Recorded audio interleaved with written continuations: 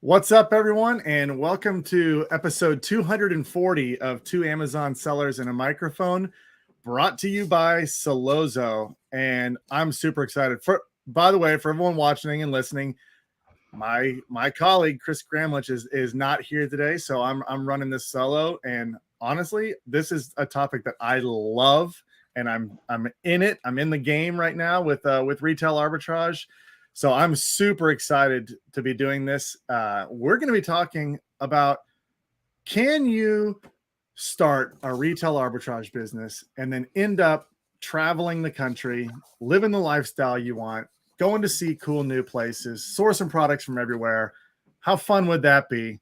And we're talking to the man who's doing it right now. Jamison Philippi's joining me, and I'm so excited, Jamison, to get into this conversation. How are you doing? Doing fabulous. How you doing? I'm good. We were chatting a few minutes before we went live, and I can tell you got great energy. You love what you're doing. You're posting content, helping others. About wins and losses. But I always find this model is fascinating, and we talk a lot about. There's people that come to us. They're looking, how can I get started on Amazon? How can I get into the e-commerce game? They want to launch their own brand. They want to launch their own products, which is a great model. That's what I've done forever.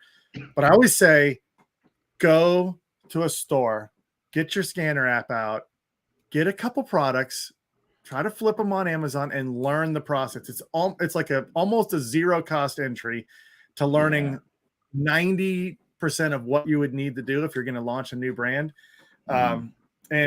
And you've done it as a full model, which I know lots of people that do this, and it is fun. So I want to start by just turning it over to you and letting you tell just sort of your journey and your story. How did you get into it? What, how were you exposed to the idea of it, and then what it's looked like going forward for you? Definitely. I've been selling full time now for just over 7 years now. I was doing before I did this, I was doing eBay part time, like a lot of people, working my full time job.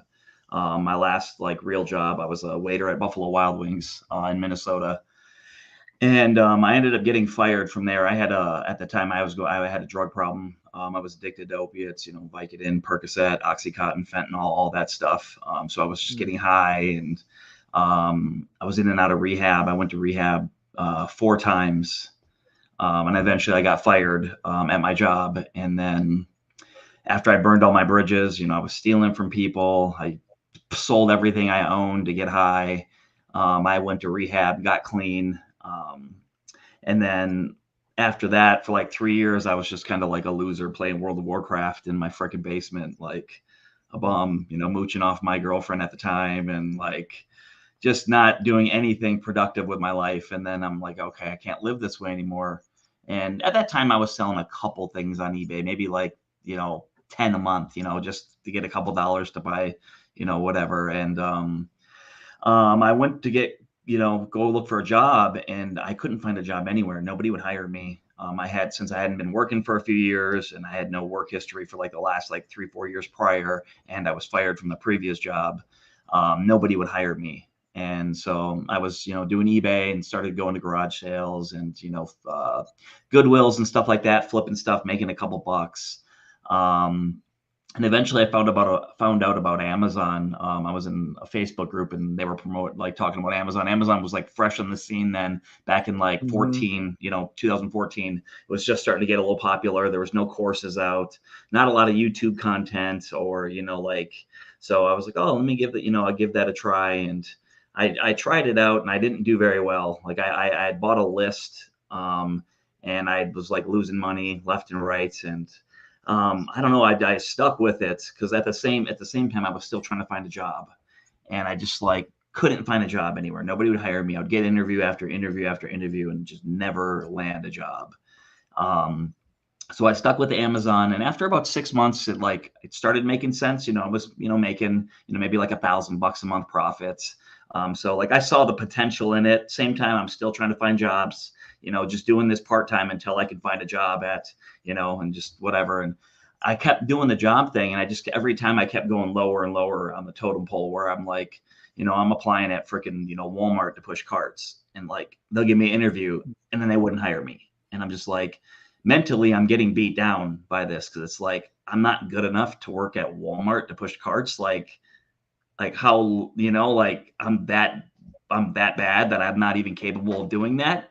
And I just, came to the, like thought like I'm not employable here in the United States. And so I just decided to go all in on Amazon, and I just kept working at it. And after a few more months, where I'm starting to get like my Amazon payouts are, $2,000 every 2 weeks, not all profit, but, I see the potential. Like I've never seen $2,000. Like, I'm like, wow, this is crazy. So I kept sticking with it.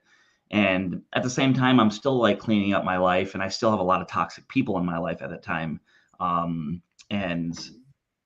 me and my mom have kind of had a rough, you know, relationship. She was into drugs too and gambling, and we shared a bank account, and she kept stealing my money to go gamble with. So every time my payouts would get up to like 2,000, I would get knocked back down and have to keep rebuilding. And I just stuck with it. Eventually, I was able to get my own bank account again. I had issues prior because of the drugs. I was writing bad checks, years prior, so nobody would give me a bank account. But then eventually I got my own account, and I just kept grinding, sticking through it. And, there was a lot of ups and downs, and I've learned a lot. And, as I was growing in Amazon, I started to grow in self-development and like kick out of the people out of my life that were toxic and not going in a healthy direction with me.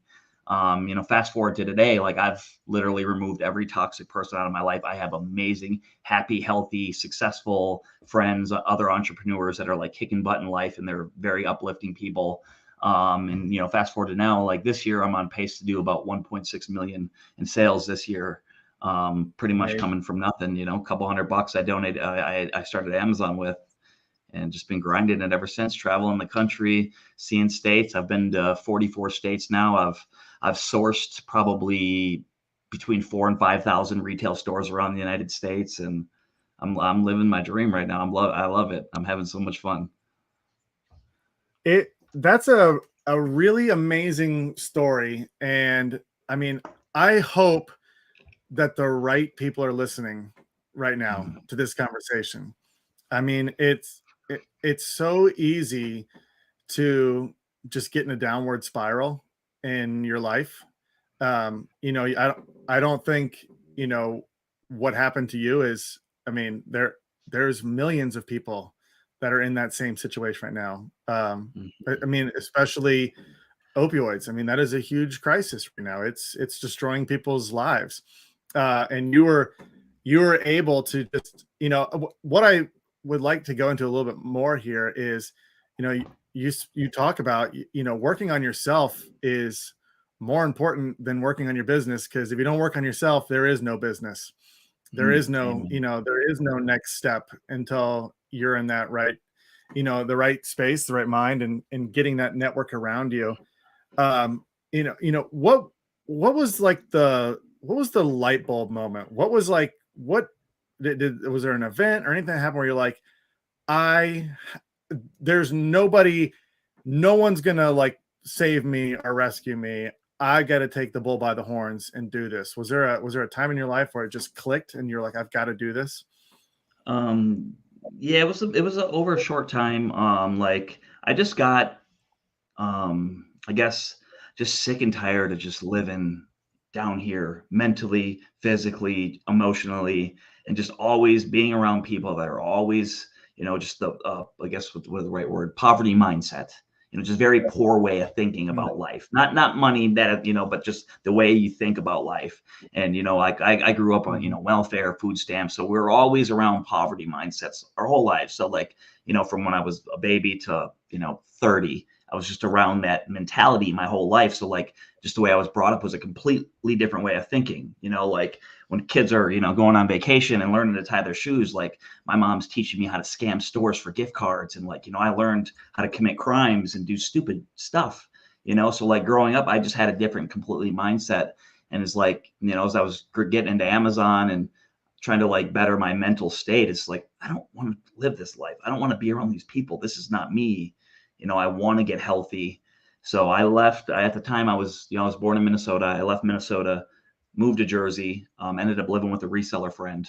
I'm like, I want to move out this way. I want to start a new life. I want to be happy, healthy. I want to be around positive people. And then I moved to Jersey, and I started getting healthy. I'm reading books. I hired a mentor coach, like a life coach that I still work with to this day. And we just started working on personal development, just kind of dealing with childhood traumas head on. Like he was, he drilled into my head that, like, you got to stop running from your pain. You got to stop running from your past. You need to lean into your pain. Pain is your pal. You have to deal with these issues head on. Otherwise, you're going to continue to run, and you're going to keep moving. You're going to jump into bad relationship after bad relationship, bad friendship after bad friendship, because you're not fixing what you got going on internally. Like the majority of it, like, you can't fault yourself for how you were born, how you were raised. But once you're an adult, you have 100% responsibility of how you live your life. And if you continue to have bad things happening in your life, it's your fault. It's the decisions you're making that these bad things are happening to you. So you need to start changing, the way you live. You got to change the way you make your decisions, the people you're around, and literally it's hard to say that this is my fault. This is my fault. And that was really hard for me to accept, to say that this is all me. This is not, I can't keep blame, like, during my drugs and all this stuff. I kept blaming the women I was dating, my mom, my family. It was everybody's fault but my own. And until I took responsibility, like, I could start healing from that. And I just, started working on that. 2018, my friend, I don't know if you know, Steve Rakin, me and him he's another reseller, YouTube guy. We went to a Tony Robbins event. And I had never been to one. I'm like, sure, why not? Like, I'm traveling the country. At that time, Toys R Us was closing. So I'm already on the road. I was on the road for 9 months straight, just hitting all the Toys R Us's coast to coast. And we went to a Tony Robbins event, and it's just, all about self-development and dealing with your pain, and, doing all these different things to better your mental state. I went to the event, hated it. I'm just like, how are these people this happy? I'm at this event, everybody's high-fiving and laughing and smiling. I'm just like, there's no freaking way people are this happy. Like, and I went, and, I was very mentally unhealthy, physically unhealthy, horrible diet. So what, we're in the stadium 4 days in a row, 16 to 18 hours a day. So I'm sleeping in my chair. I'm bored, like, it was cool. It was a cool event. And I left the event, and I went back to my crappy life. I was in a crappy relationship at the time, extremely toxic. It ended really bad. I had to get a restraining order, go to court. Like, it was just really bad. And after, like, 6 months later in New Jersey, there was another Tony Robbins event. And I'm just like, you know what? I have to change my life. I'm just, like, I would build up a little bit and then fall back down, build up a little bit mentally, growth, and fall back down. So I'm like, this is it. I'm done. I have to go to this event. Went to the event. I got healthy. I worked out. I was doing all these things mentally to get ready for the event a few months prior. Went to the event, crushed it. I freaking, he does all these exercises, cry my eyes out. You're just like letting go of all this stuff. And after the event, like, I went in, Tony Robbins does this thing called the Theickens Process, where it's like a 2-hour thing where they shut off the lights in the stadium and they go deep into your brain, and you basically write down 3 of your limiting beliefs, 3 of your top beliefs of why you can't succeed in life. And he goes all the way, like, deep into your brain. And so the whole stadium's just like bawling their eyes out. It's a really creepy experience. And, that brought out all this, emotions in me. And, like, because I was a drug addict, I felt like I didn't deserve to win in life. And I would, like, build up and then knock myself down, build up, self-sabotage, just continue to just crush myself after I tried to win. And I left the event, and I just went in this super dark depression. And it was like, everything building up to my life, and I'm still doing Amazon. And that year, like, I had sold about just 785,000 that year. And, like, I was just done. I was done. I was ready to check out. I was like, I can't take the pain of life. I'm on Facebook. I'm smiling. I'm having fun. It looks like I got a great life on Facebook, but I'm mentally just checked out. And I decided I couldn't live. I don't want to live anymore. And so I was staying with my friend in White Plains, New York at the time, another reseller. And I left his house, and I'm like, I just started driving, and I'm just like, I don't want to live anymore. So I'm like, pulled over on the side of the road. I'm Googling painless ways to, like, kill myself, because I was like, I can't handle the pain anymore. of being alive. And I drove to the George Washington Bridge, and I'm crying my eyes out from White Plains to George Washington Bridge. It's like 45 minutes or whatever drive. I'm just bawling. It's like thinking all these ways to just like, I need to end it. I can't, I don't want to hurt anymore. I got to the bridge. I'm driving over the bridge, and I'm just like, everything I've done up to this point in my life is like, I keep, getting ahead a little bit, and I'm falling behind, getting ahead, falling behind. I'm in a bad I just got out of a bad relationship. I'm miserable. And, I thought like if I sold, 500,000, 700,000, a million on Amazon, I'd be happy, and I was working hard on Amazon at the time, working 7 days a week, day, morning to night, every day. And it's like, I hit, 785 that year, and I'm just like, it was super cool to do. But then 5 seconds later, back to my miserable life. Like it was like a cool thing. I was like, I thought that would achieve happiness to hit like a certain, financial number, money per year or sales number. I thought I would be happy if I did that. And I was for 5 seconds.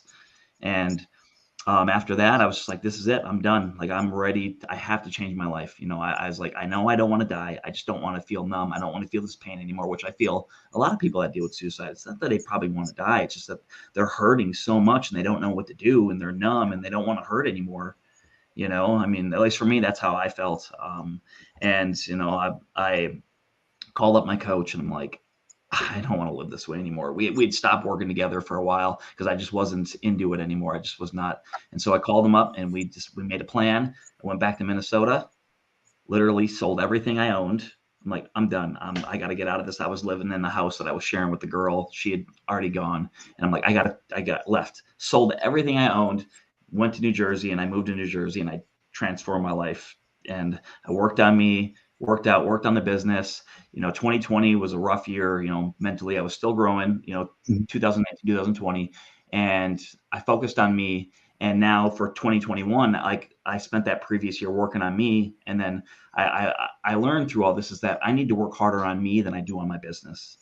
And now 2021, or sorry, 2022, where we're at now, like I don't work 7 days a week, 15 hours a day, every day, morning to night, just killing myself. Like I work probably about 40 hours a week, it's a normal job, 35 to 50 hours. It's very light, but now I sell more than I ever had before. I'm going to do 1.6 million this year, but I think I should be able to do. And I don't strain every day and every night. Like I have a very happy, healthy, balanced life. And so like, on Instagram or, Facebook, I share, things and like things that like I messed up on. It's like, cause I want to share my story with many people as I can, because I know there's other people out there struggling that think that they can't do this, or they can't, improve their lives. Whether, people that want to do Amazon or don't. It's like so many people are hurting out there and they don't have anyone to turn to, especially like men. Like we're not allowed to talk about our feelings. It's like, man up, suck it up. You're a man. You got to do this. This is what men do. So like men bottle all this up, I feel, and they don't have anyone to talk to. So it's like, I try to share wherever I can. I just, want to show, like, help everybody, but I want to help men. Like, it's like, hey, it's okay, man. Like a lot of men go through this. A lot of people are dealing with this. And a lot of people go through drug addiction. It's like you can change your life. You can get out of this. It's possible, Sorry, I went on a rant there for a minute. Yeah, no, that's great. I mean, I'm inspired. I mean, just listening to you talk and just thinking about, my journey. It may not be drug addiction. It may not be whatever, but there's always something in your life that is an issue. It's an addiction, or even for me, like imposter syndrome is like a real thing. It's like, I'm not good enough to do this. I'm not like the experts on, all these gurus that are driving around in Lamborghinis and all this other stuff. You're like, it creates, and it can put you in that space where you put the brakes on. You don't. It's like that. You see that meme, the guy's like digging for gold and he's like right there next to it, and then he quits. Yeah. And it's like, I think everybody experiences this on different levels, but I think internally that feeling can be very similar. It's like, I can't do it, or I'm not good enough, or whatever. I mean, I remember I created my private label business it was like a side hustle. I was treating it like a side hustle, and it really took off. And almost the fact that it took off was kind of a negative, because I got a little lazy with it. I didn't keep putting in the work. I'd quit my job. I thought in my mind, oh, this is amazing. I'm an entrepreneur. I'm working for myself. And I was just setting myself up for the smallest little blip. I was not going to be able to handle it, and it's like, and that happened. I mean, competition came in, my product stopped selling as much. Now I'm like, well, I don't have that salary anymore, and I don't have, it's on me. And it took me a little while. And then it took me to the point where, really, honestly, starting this podcast and networking with people, and like you're talking about, surrounding yourself with people that are, they're willing to talk about their wins and their losses. And you're like, I'm just like all these other people, and they're powering through. And the more you can surround yourself with them, the better. And you just, it keeps you going. I mean, they all fail. They all fail and they all succeed, and they all have their own struggles on the way. So, again, I just said, I hope this is really inspiring to people that are listening. I know there's people out there. I mean, even for me, and now I'm talking too much, but growing up, I was surrounded. I had a very nice family life growing up, but the mindset was get a job and stick with it. That's a limiting belief. It's like, oh, I'm only, that my mindset is I'm only worth, a salary job for the rest of my life, working to make other people rich. Getting out of that belief is tricky, especially when you get out of that belief and you do something and it doesn't succeed super well. That's like, it's like, oh, okay, you've got to keep grinding through it. But that's an amazing story, amazing journey. Congrats, man. Oh, how does it feel now when you pull up your Amazon app and you're flipping and you're seeing these sales come in and you see this, potential 1.6 million? Does that blow your mind sometimes? Yeah. You're just like, Yeah, holy it cow. does. Yeah. Yeah. It's crazy. Like, you think it's like, how was I, how, I still sometimes don't understand. I can't even mentally understand how I did it. Like, how I got to where I am. I was still, I still am in the it's like unbelievable stage, because it's like, how did I get here? Like, I'm no smarter. I I don't have a college degree. I'm not smart, like, in the sense of, what we're, it still amazes me. I'm blessed. I'm beyond grateful. I never forget where I came from. And that's what keeps me working hard, is like, I always mentally think of, like, this is where I came from. I never want to go through that ever again. I don't ever want to struggle and, like, not be able to afford to hop on the city bus for 25 cents. And, like, I can't go through that, again. So that keeps me, the motivation and the hustle going. Like, that's why I love doing this. It's a motivator, but clearly you are smart enough because you did it. Yeah. And clearly you're, now you can inspire and help other people, which has its own reward to it. Yes. There's there's monetary reward, and then there's seeing, you're growing your tribe of people that are, coming out of whatever they've gone through and finding success for themselves. That's really fulfilling. Yes, very. So let's talk about your day-to-day now. So, and then I want to dive into some of the processes for retail arbitrage. There might be people that don't really understand retail arbitrage. And the amazing opportunity. There's literally millions and millions and millions of opportunities out there. Yes. To flip products and make money. And at the same point, provide a service. If you've got a regional product somewhere that someone in, it's in San Francisco and someone in New York, loves it, but they just don't have the way to get it to them. They want it at the door in a day or 2 days prime. And that is a valuable service. I always talk about retail arbitrage because sometimes people, they'll be like, oh, it's like, what are you doing? You're like price gouging or raising the price or whatever. And I always like, go to a used car dealer in your neighborhood. They're doing the same thing. They're finding the car you want.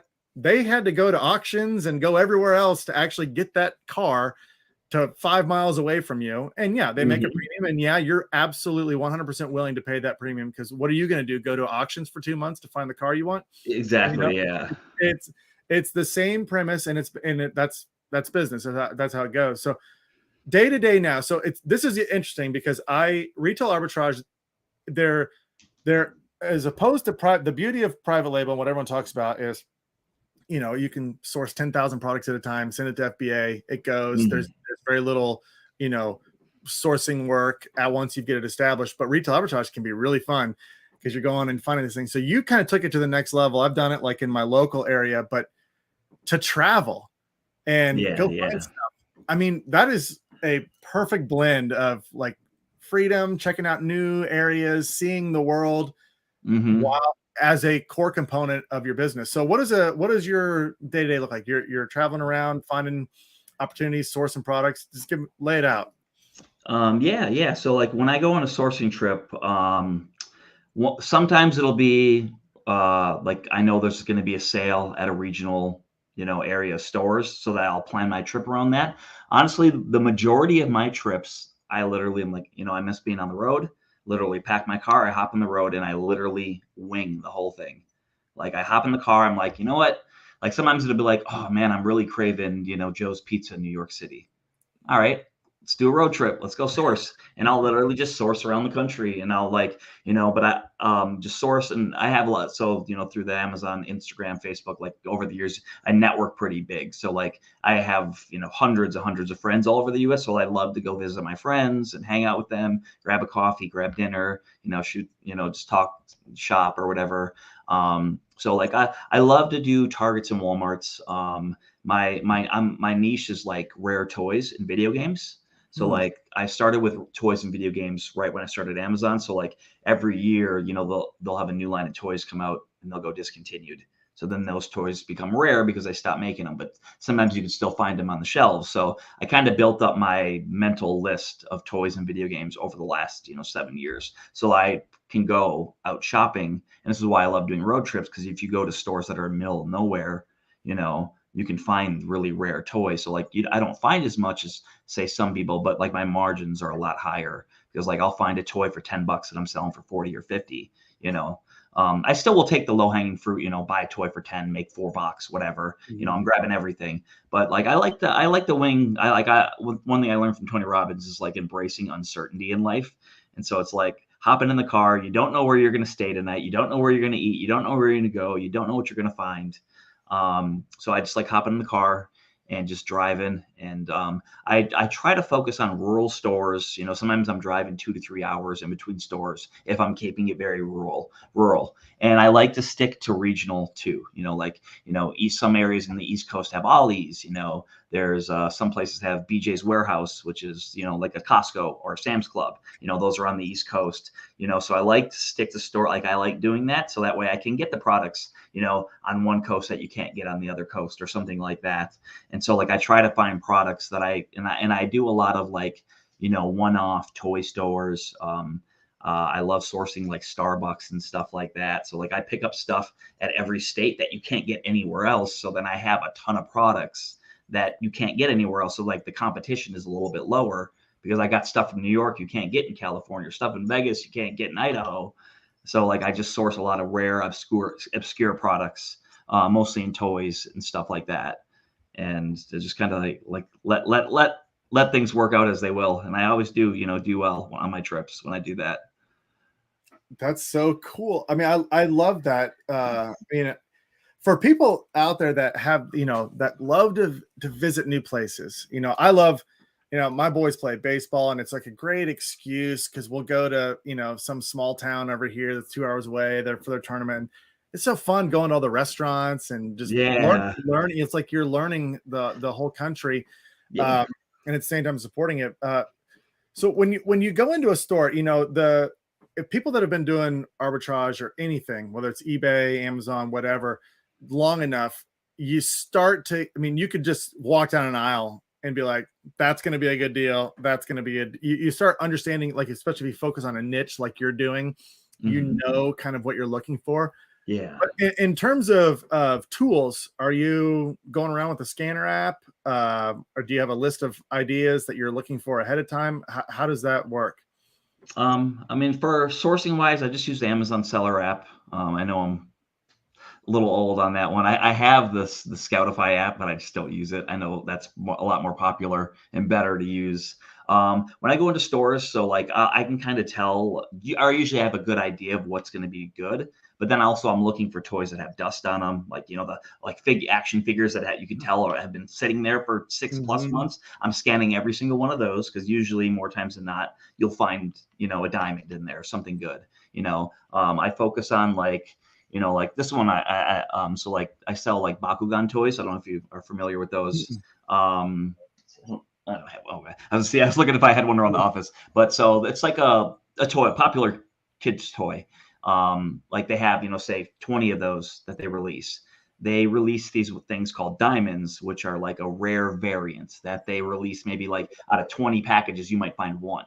And so like that one rare toy could be a $10 toy selling for $50. So like I'll go around as I'm in the store, I'm looking for all the diamond ones. There'll be like a little diamond symbol, and like I look for that in that toy line. So I look for limited edition, Target exclusive, Walmart exclusive. When I'm looking in the video game sections, I like to go to the end caps at the end where they just put all the random games that are just sitting there.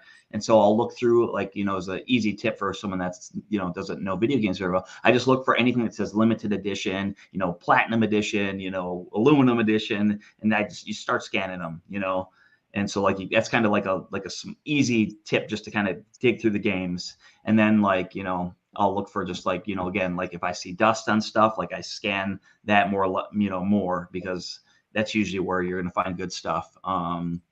And also, yeah, like if I see like a weird obscure color, obviously I scan every toy that's an exclusive to that store, or manually look it up if it doesn't scan. And then that's pretty much like kind of it. And that's just mostly just like using my experience for selling toys so long. I got a pretty good knack for what's going to be good or what is good, and just chase after Mhm. that stuff. So I'm in and out of the stores fairly quick. I hit a lot more stores. I literally will go into Target, look at the video games, look at the accessory, the like the Funko Pop area, and then the toys, and then I'm out. And then I'm going off to the next one. So like I'm in and out in 10, 15 minutes usually, and then I can just Mhm. hit more stores that way. That's kind of how Those I, in a those nutshell. Funko Pops, I've been selling quite a few of those with online arbitrage. They're really popular. And if you find a Oh my rare gosh, one there, yeah, yeah. fascinating. I mean, it really is amazing. What's your best find that do you have one that sticks in your mind? You're like, I can't believe I found this for this price and I sold it Um, for a huge amount more. I'm sure you've got quite a few. It's probably yeah, hard to think of like the yeah. best one. Yeah. So there's I'll share this because these are really rare, and there's probably still some out there. So maybe if anyone sees this, they could keep an eye out. So like when you go to Target, you have the video game section, and then you go down a little bit. There's they have the Funko Pops there, but then they have all the NECA action figures. Um, Mm. and so there's these action figures. They're really rare. They stopped making them, probably a year and a half, 2 years ago, but they're still out there. Like I've probably found, 10 of them this year. But I was in a Target earlier this year on a road trip, and I walked in their Team Fortress. I think it's a video game. Honestly, I don't know, but they're called Team Fortress Mm. Action NECA figures, and they retail for like $25 a piece, and they're really rare. And I walked into a Target, in a rural Target. Of course, they got the dust on them, and I saw them. I already knew what they Mhm. were, and I'm just like crapping my pants because I'm like, I haven't seen these in like a year. And I'm scanning them, and every single figure is going for 80 to $199, every single figure. And it was like that, like so, like that's one of my best finds this year out on a road trip. Again, that's a really rare item that they're probably still out there randomly, but like Mm. those are really good. They're even better now because like there's nobody on any of the listings. But like I found like 3 of them that were going for like 175 to 200. I found 2 of them that were going for like 80, and then like another one that went for like 130. I think it was like 7, 8 figures altogether, something like that, 6, 7, 8, and that was like a nice like $400 profit. And I like looking for rare Legos too. I'll go to like mom and pop toy stores, video game stores. Um, this one I found a last year. I found a $20 Lego set that was going for 200. So it was like another one of my really rare good finds. But it was like a one-off. It was a mom and pop, toy store. They sold Funko Yeah. Pops action figures that just probably didn't know what they had there. And that one I actually kept for my, I have a shelf behind on the other side of the computer here of all just some rare cool items that I have found on road trips that I just kept just kind of like a little Hall of Fame kind of thing.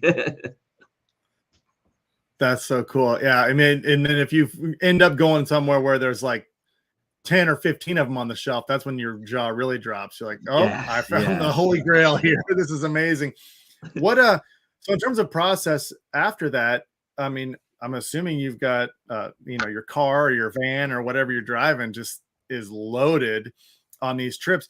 Are you, wherever you are, do you take everything back to your home base when you're get to label them or ship them in? Or are you doing this on the road? I mean, if you had a printer and a labeler with you, you could ship these in from anywhere.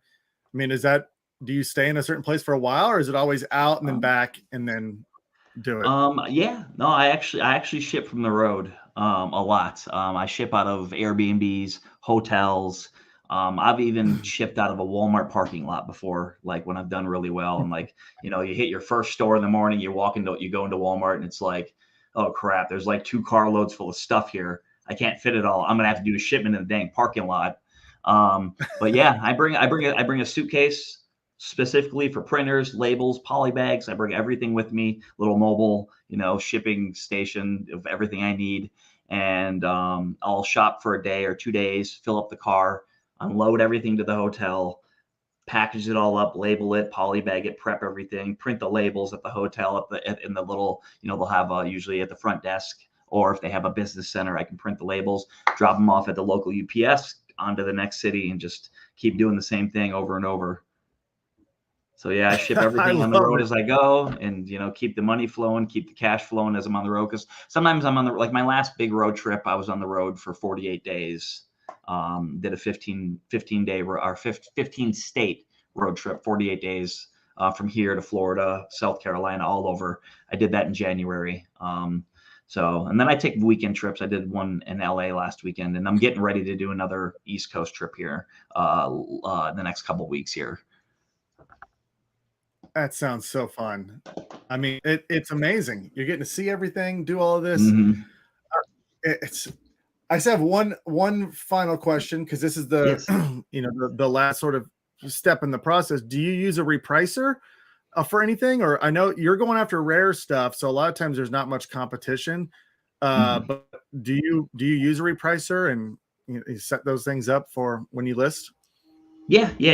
Right now I'm using Sellers. I use Seller Snap right now. I love it. As far as I know, best repricer on the market. Crazy expensive, but it's I'm not very good at it. I've had my friends help me set it up, but it pulls the price up on items when people are low. It helps bring everybody up, and I've definitely making more money with it. But yeah, Seller Snap is pretty awesome. I love it. Yeah. I mean, that's a critical part of the business. I mean, you can either you're increasing your cash flow coming back to you, because it's, if the price has to drop $2 but you get the sale immediately, Yeah. great. Or it is helping you capture ROI that you wouldn't have gotten before if it's able to tick that up, if there's less competition. Yeah, I mean, Yes. anybody who's getting this game, that's going to be one of the first things that you're going to want to get is the repricer. But Jamison, I love your story, man. Thank you, brother. I appreciate you. Thank you for having me. Super fascinating. Sounds like you've got a very inspirational story. You're helping people. I know that really does a lot for you as well. Anytime you can help people out, that's amazing.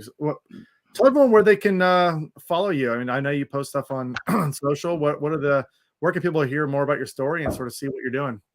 Follow me on Instagram and Facebook. I just go by Jamison Philippi. I share, my tidbits of my story here and there, share, wins and losses, share a lot of funny memes. I try to keep things positive, happy, loving, keep things laughing. I don't ever post negative BS crap.